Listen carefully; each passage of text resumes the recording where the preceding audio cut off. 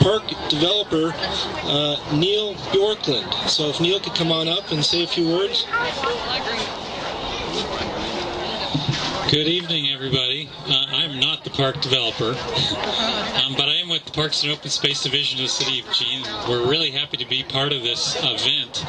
This great showing tonight is a really nice expression of community pride and spirit, and we're very happy to be part of it.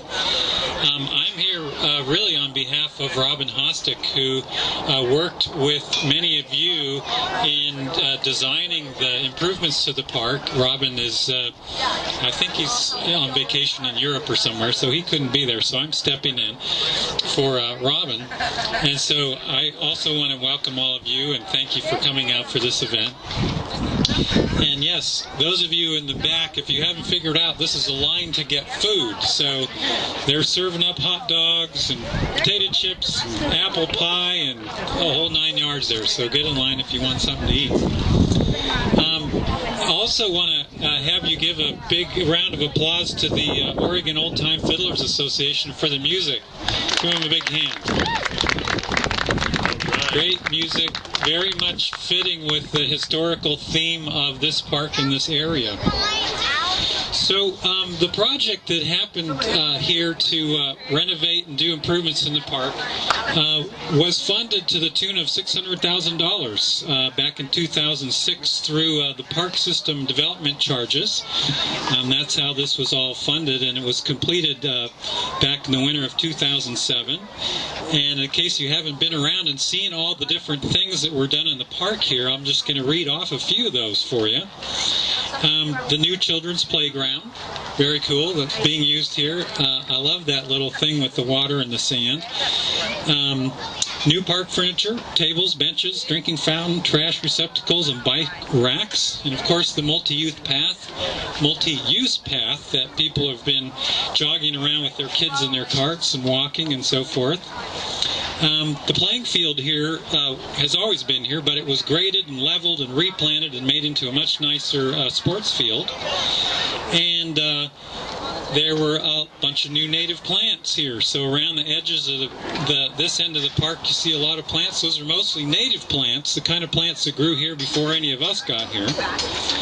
And a new split rail fence, and probably many of you helped plant trees. Who helped plant trees? There's one.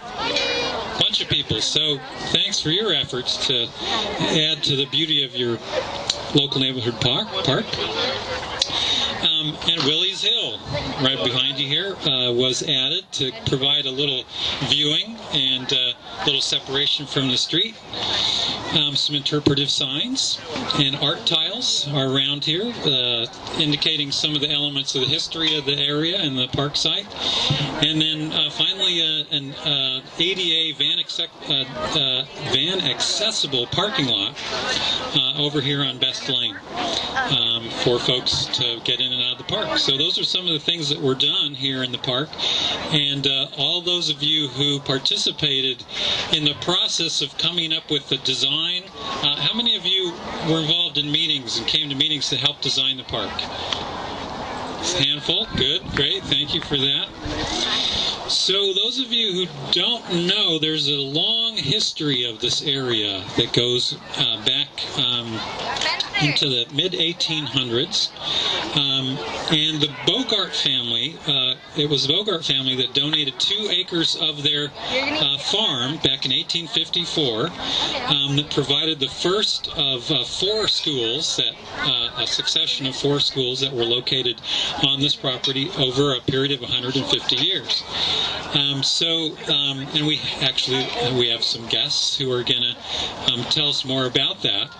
But in between 1871 and 1883, this was a very important agricultural center. So we have the Grange, we have the school site, and we have a very important agricultural production area, produce of which was taken downtown to the old farmers market that used to be on what's now the park blocks. And then, of course, the Willakenzie Grange building, which is still standing today, so you probably know about that. And that was established back in 1913.